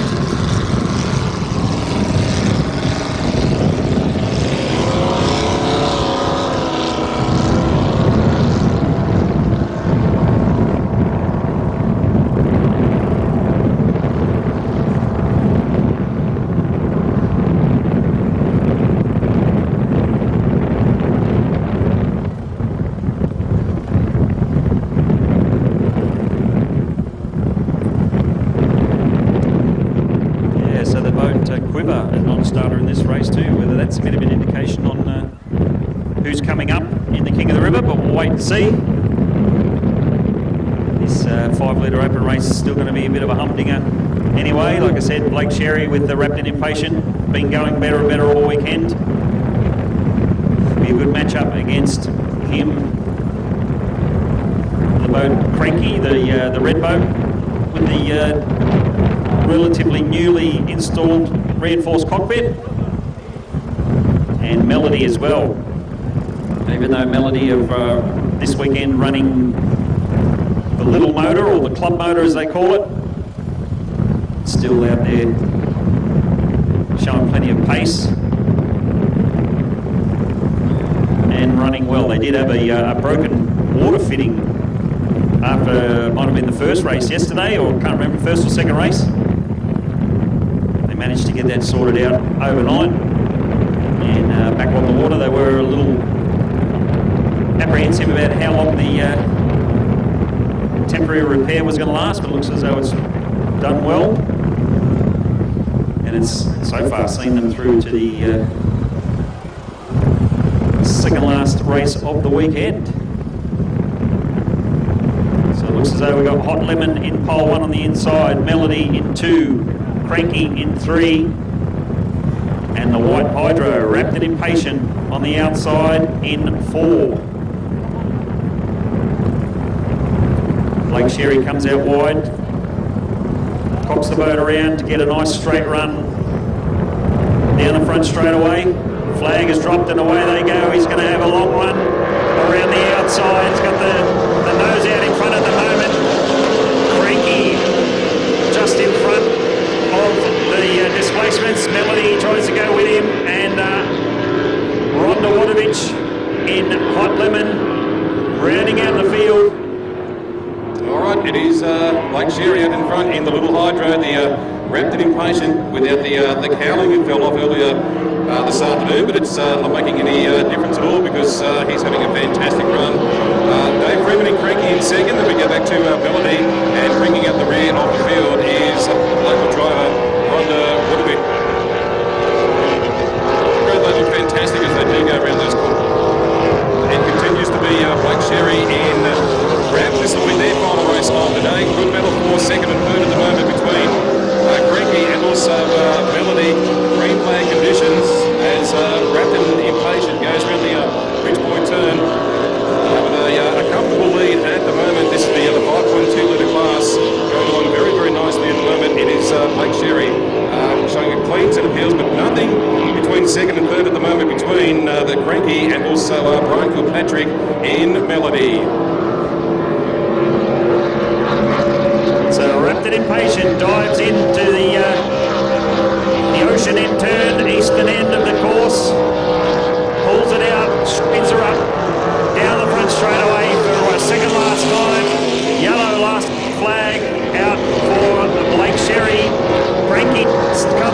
second place at the moment. Melody's going to go with him. With 1 lap to go, and Hot Lemon having a very consistent run, slightly a couple of mile an hour down on the rest of the boats in this 5 litre class this weekend. As we mentioned, that Hot Lemon team having to run their backup engine as well. So originally hoping to be running a little bit quicker, but running very consistent and reliably all weekend. Pretty much all of this 5 litre class, pretty much the only class where all the boats are still running, I believe. I say that because we expect Quiver maybe making the start line in the King of the River as Blake Sherry crosses the start-finish line. Checkered flag for the 5 litre hydro. Wrapped and Impatient, Cranky second place. Melody in third place. And Ron at the wheel of Hot Lemon will be around the corner to grab it to the checkered flag. So good win for the Hydro, one for the Hydros. With a great run from Wrapped and Impatient, Blake Sherry. And that was a great little battle too between second and third, Cranky, and also Ryan Patrick, as Rhonda Wolovich comes across the line, and Hot Lemon in fourth position. So that is the final time we'll see these guys on the river for the Easter weekend. Unless, of course, one of them has made an invitation into the King of the River. We'll find out very, very soon. But one more race to go. We'll get the field for you very, very soon. King of the River coming up, but that is the 5.2s for the afternoon. For the Easter Powerboat Spectacular for 2023.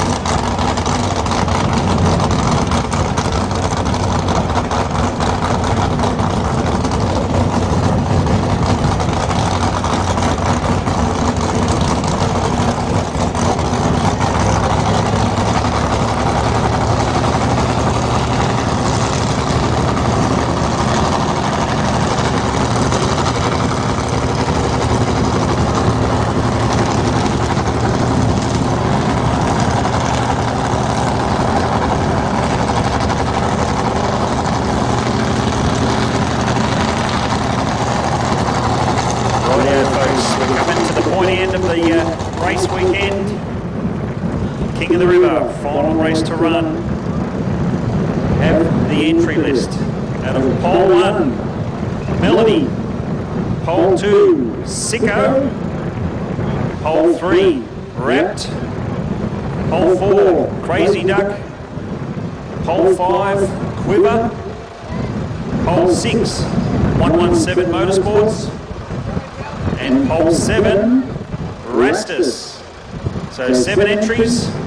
We've got 5 litre, 6 litre, 5 litre hydro, unlimited outboard, 5 litre displacement, unlimited outboard, and 6 litre displacement. So a good mix of boats and configurations. It's going to be interesting. This breeze has probably picked up a little bit more just in the last 15-20 minutes or so.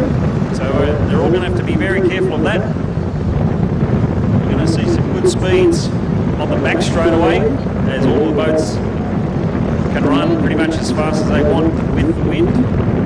It's going to be this front straight where everyone's going to have to be very much on their toes. It's the biggest field of boats in one race from this whole weekend. So as mentioned, 7 starters. We're going to have to give each other some respecting racing room.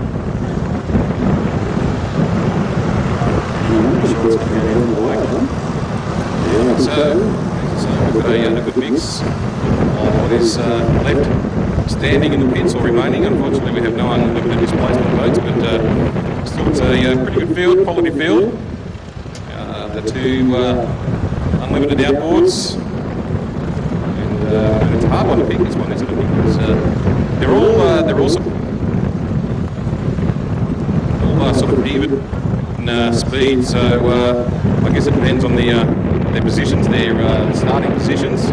Obviously, the guys on the inside will have the advantage, that being Melody in 1 and Sicko in 2.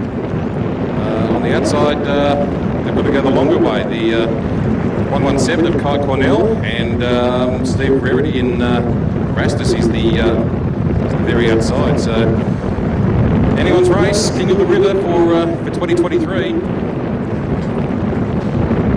It's going to be good. You mentioned Rastus on the outside. They will be the best place actually. Might get a bit tight and a bit a bit cramped on the inside lanes then. So you never know. 117 Motorsport, Rastus right out on the outside. Might be able to stay clear of traffic jam in the middle of the pack. We've got the Hydro in the middle there too, with Wrapped. Yep. Hydro stuck in the middle, will be right in the very centre with Crazy Duck, who I believe was given the option to start the outside, and he said no, he'll take the position 4. So Vala in Crazy Duck. It'll be one to watch as well. Quiver certainly in with a chance in this one as well. So as we said, it's a very even field as far as speed is concerned. Just depends on that first corner and how they all come out of the first corner in this the king of the river. All the team members, no doubt the drivers themselves, obviously the team members will be reminding their drivers to keep an eye on the race conditions. As we mentioned, the breeze probably picking up a little bit stronger in the last 15-20 minutes. And there's 7 of these boats run side by side now, this front straight away. Have to be on their best behaviour, that's for sure.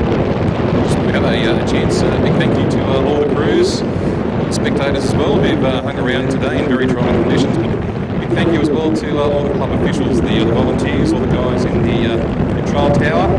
They do a fantastic job in trying conditions. All the crews in the crash boats, the divers, the medics, all the members of the Tari powerboat. The drivers, the teams working on it. Shane and Joe, who've been filming, streaming it all through the weekend. They've done a fantastic job in their crew as well, crew of 5. So into Shane and Joe with working on it, who I'm sure they will be back in 2024. Big thank you to everyone involved, and in particular a big thank you to the spectators, as we've said, who've hung around all through the afternoon, very trying conditions. Touch on earlier, if any of the spectators on the bank are enjoying what you're seeing, there's plenty of opportunities to get involved yourself from a racing point of view. At the completion of today's racing, we'll be able to come into the pit area and come and see these boats up close. Please be very careful. There will be trailers and cars and boats and trucks moving around the pit area, so please be very careful if you do come in. But you'll be able to talk to the drivers. Also, you'll be able to talk to one of the Tari and Powerboat Club officials as well. I'm sure that club will love any additional help for future events.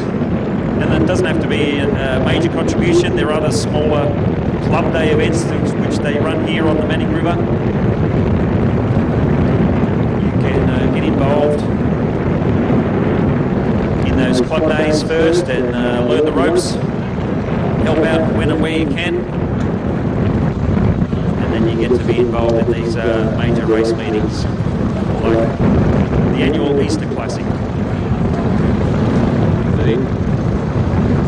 I believe, I'm not too sure of the dates, but I believe the Formula 1 powerboats will be here inside the next couple of months, running around the Formula 1 series as well. So they've had very good numbers. I think they were at Lake Moala last weekend.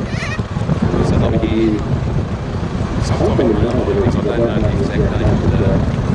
The next round of the Australian Formula 1, or the Formula Powerboat Grand Prix series. So you're enjoying this racing this afternoon. Please do come on down, grab those dates. I'm sure you can find the internet pages, the web, has all the answers. And enjoy the Formula Series, the Formula Ones, Formula Futures. 7 weeks time, I've been told, so 7 weeks. Good maths. Whatever that is. 7 weeks from today, it'll be sometime in May. So thank you, Joe. Yeah. Fantastic as well. And we did mention a little bit earlier in the weekend, but probably the other next major race meeting in New South Wales is the Winter Spectacular down at Dargle Valley on the Hawkesbury River, the June long weekend. A lot of these boats will be coming back to Dargle to take part in that event. Mention that their annual event, the Winter Spectacular on the June long weekend, unable to happen the last couple of years thanks to COVID in the first place, and then unfortunately Dargle Valley suffered some substantial damage in the multiple floods they had down on the Hawkesbury River. The Upper Hawkesbury Powerboat Club also had some damage and some issues as well, thanks to flooding. But it's great to see the Smith family and the Dargle Valley Boat Club getting back on top of things and able to run that race meeting. As mentioned, the June long weekend, Dargle Valley on the Hawkesbury River. All right, boats heading out for the final race of the program, the King of the River. We'll have all entries made to start. So Brian Kirkpatrick and Melody, Joshua Davies all the way from Bundaberg, around about 12 to 13 hour drive. In Sigo, in second pole position. Blake Sherry in Rapt and Impatient. The Hydro coming out of 3. Peter Fowler in Crazy Duck, fantastic mate. Love the paint job with Crazy Duck. Coming out of 4. Justin Frankham, he'll be one of the hot favourites in this. Kaikot, the local unlimited outboard 117, and also we have Steve Rarity in Rastus. So it's a good field. Steve, no doubt Steve will probably still be on a bit of a high. He took out the Curry Memorial probably about 2 or 3 races ago. So already having quite a bit of success this afternoon, but hoping that success is going to continue for the next 5 or 10 minutes. But as we mentioned, he does have a bit of a task ahead of him because he's going to be doing it from the outside in hole 7.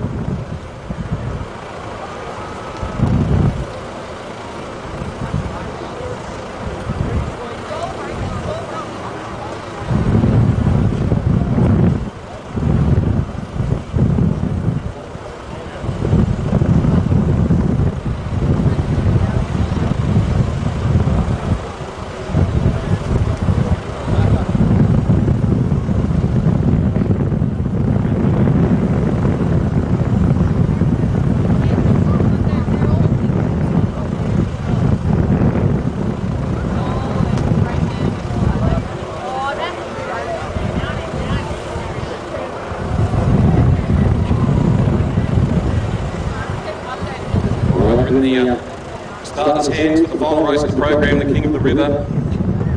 Unfortunately, no unlimited displacements have made the field, but still a quality field, as we've said. We're pretty sure it's still just 3 laps. Some of the championship races are 4 laps in the boat racing calendar, but we're pretty sure it's still just 3 laps. The King of the River, Sunday afternoon, 2023 Easter Classic. 7 boats lined up. Flag up. Flag is down and away they go. Rastus outside gets the lead early. Crazy Duck in 117 Motorsports. Rapt Racing on the inside trying to go through as well. No doubt Quiver's going to be right there. He on the inside in pole 1. But it's Rastus on the outside. Quiver right there in the pack. And 117 Motorsports second from the outside. King of the River, it's down to this. Very, very tight as they went through the first corner, the Bridgeport turn, but it is all the way from Bundaberg. Joshua Davies with that inside running in Sigo. The 117, the local driver in the unlimited outboard, very tight as they head into the top right turn. It is Sigo 117 and then the 6-litre injector, but Rastus getting a little bit sideways as they saw he's maybe a little bit out of control was Rastus, but managed to hang on to it. But it's dropped him back a little bit into the hands of Peter Bala in the Crazy Duck as they head into the Bridgeport turn. One that's gone over. That is the pretty sure it's the Crazy Duck. Crazy Duck. It was the Crazy Duck. Yes, but the boat has landed right up. The boat has landed right way up. So Peter Bala in Crazy Duck. An up and over. So hopefully everything will be A-OK as far as the driver is concerned. Can see the canopy lifted, so the driver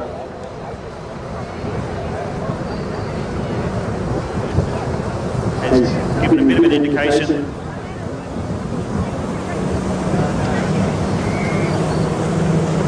But I guess it's just a bit of wind, got underneath, got a bit high and up and down for wind, but the boats these days, they're built with a lot of safety equipment, so they have the safety canopies and the safety harnesses, the on-air oxygen, breathing, so if they do go under, they've got a oxygen tank, a few minutes to breathe underwater, plus they do have to do the safety as well to prove they can actually get out of the boats when they do go over, so fingers crossed that all is well with Peter Barlow in the Crazy Duck.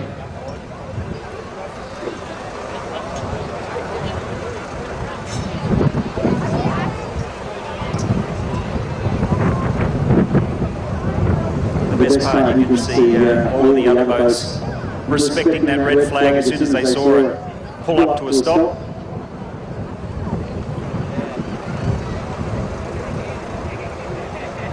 And all the rescue crews doing whatever they need to do to assist the boat in question.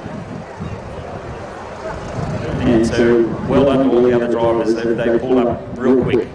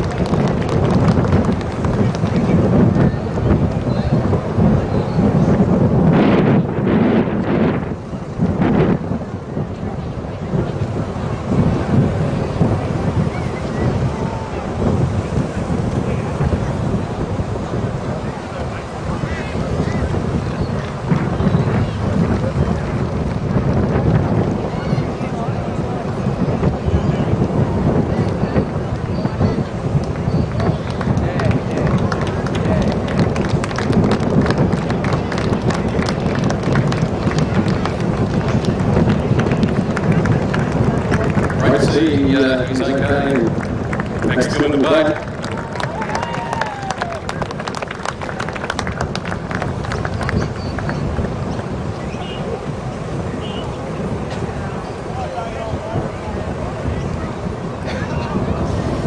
So even though we didn't get a great indication of the condition of the driver from that wave, which is great, but we'll be checked over by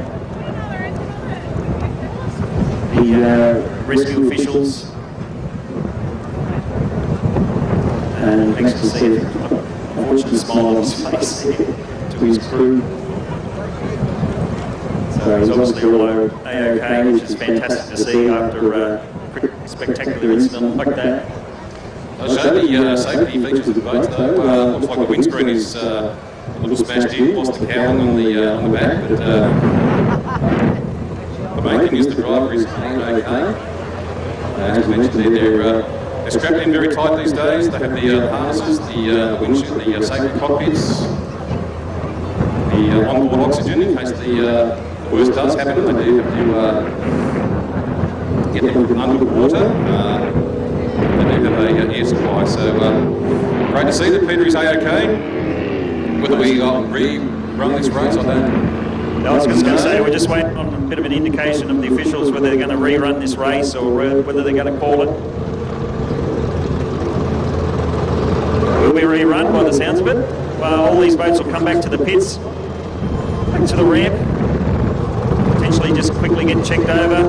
Some of them might have to get refueled so they can run again, because that race technically only completed 2 laps from memory. Might have only been 1 lap actually, thinking back now. 1 whole complete lap. It may have been. And so that's why, one lap, yeah, so that's why they will rerun this race. It'll be, I'm assuming it'll be aimed to start ordering starting order, just without Crazy Duck, unfortunately.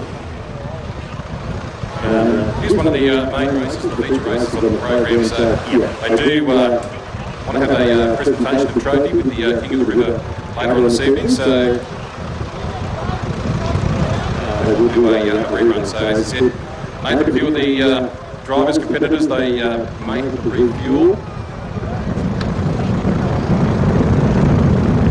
The reason we ask that question is because if the race happened to be 2 whole laps down, technically they probably would have been able to call that race as complete, having the majority of the race completed, but with, as we mentioned, only 1 whole complete lap done, probably not enough completed to be able to officially call it done.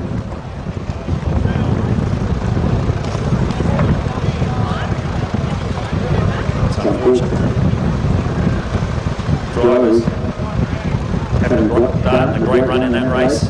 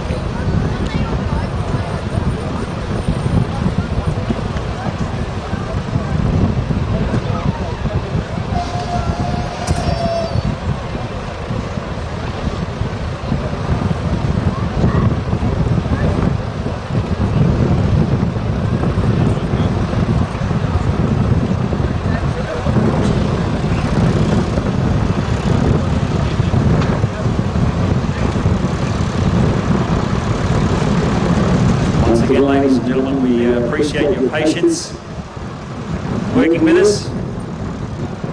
Unfortunate delay there, but the remaining boats, the remaining 5 boats, getting back on the water.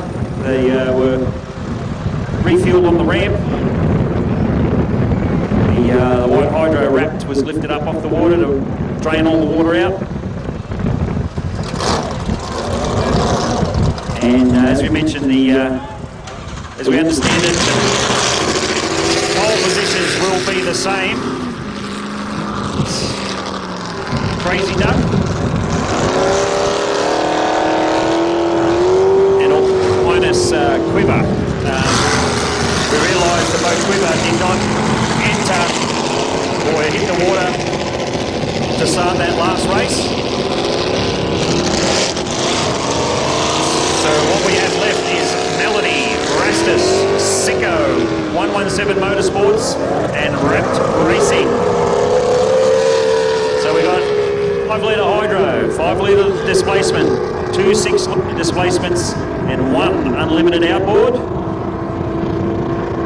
An unfortunate situation there for Peter Zala in Crazy Duck, but just to repeat, he is all A-OK. He did get double checked over by the medical support staff here.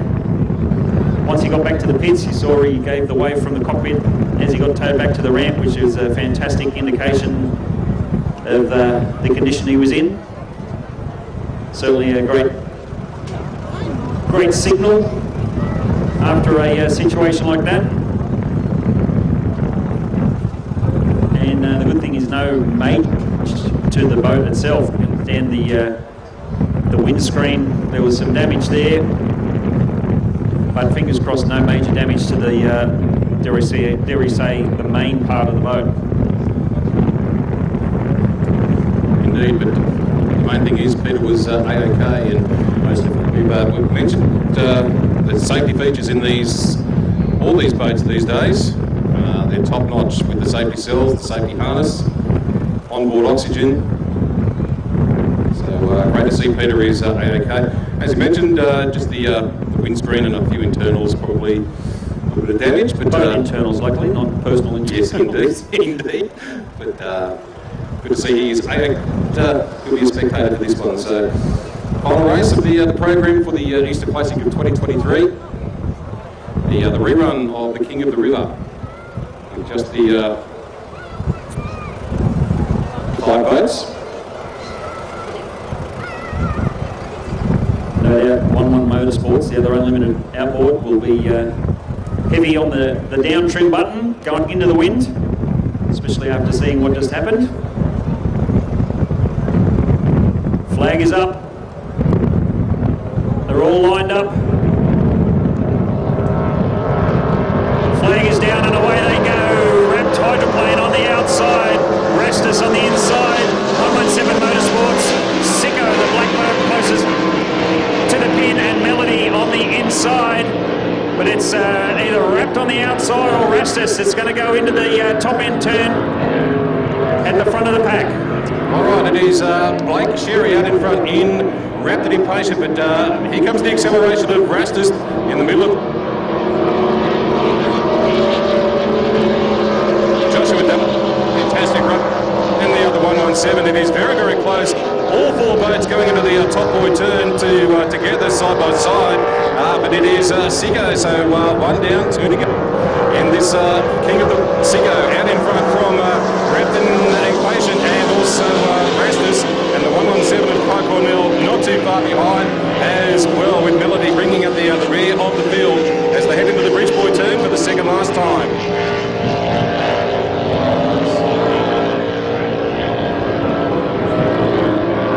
Sicko, I think it is, had a spin in that top turn. There's a big puff of smoke, so it'd be interesting to see which boat that's come from.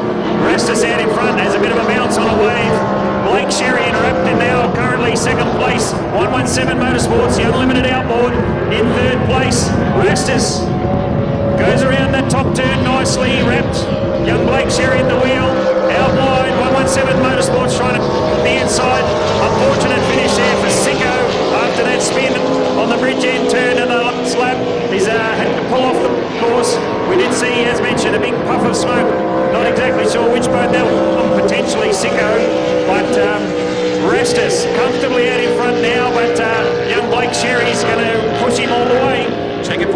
way for Rastus, who is out in front. The good news is Sicko continued on, but it is Rastus, driven by Steve Rarity, had a win earlier this afternoon. Reptity Patient in second, and continues to be the 117 Kai Cornell in third.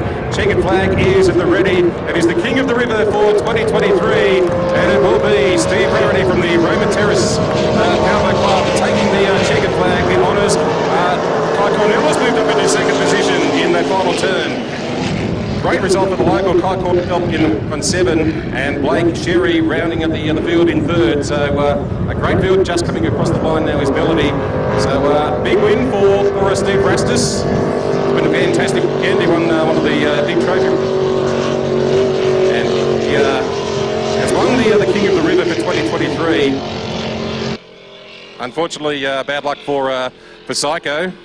Joshua Davies having a spin on the Bridgeboy turn, but that big puff of smoke, so hopefully no major damage there as well, Nathan. But yeah, it looks as though Sicko's back under his own power anyway, idling back to the ramp. But what a run. Steve Rarity and Rastus. Yeah. A great run. He managed to get out in front. That first lap, heading up the back straight, there was those four boats pretty much side by side. We had Rastus, Sicko, Wrapped, and 117 Motorsports. Yeah, and it was very close, wasn't it? Oh, it was certainly some of the big bangers aren't in the race, but that was we've had a sight. quality race anyway with the King of the River. So Steve Rarity in Rastus coming out of the Roman Terrace Powerboat Club, and big hands for local Kai Cornell in 117 Motorsport, second of the river, as he drives past, doing a thank you to the crowd, and we thank the crowd and the spectators as well who've hung around for the final running of the King of the River, the final race today. Yes, 117 Motorsports finishing second outright. He was running third most of that race, on the just behind, but also on the inside of young Blake Sherry in Wrapped. Poor old Blake having to go around the outside, the long way around the outside in the big hydro. I want to say big hydro, obviously in terms of width. But all congratulations have to go to Steve Rarity in Rastus. Put your hands together, folks. 2023 Taree Easter Spectacular King of the River. Indeed, won the big Curry earlier this afternoon as well, so it's been a big weekend for Steve. So yeah, please do show your appreciation as he comes on past with the checkered flag. Your King of the River for 2023, Steve Rastus, in the Steve Rarity in the super quick Rastus. And a great drive, 117 from Kai Cornell. And Blake Sherry in the third. Yeah, it's a fantastic run, young Blake. As we mentioned earlier this weekend, the 5-litre hydro, they had a massive effort, massive push to get that boat back together and in one piece to be ready for this weekend. We had some trouble testing on Friday, had some trouble in their first runs yesterday, but it's been good running, fast running in the racing today. Unfortunate end for Josh Davies in Sicko after a great running in the first attempt at running the race.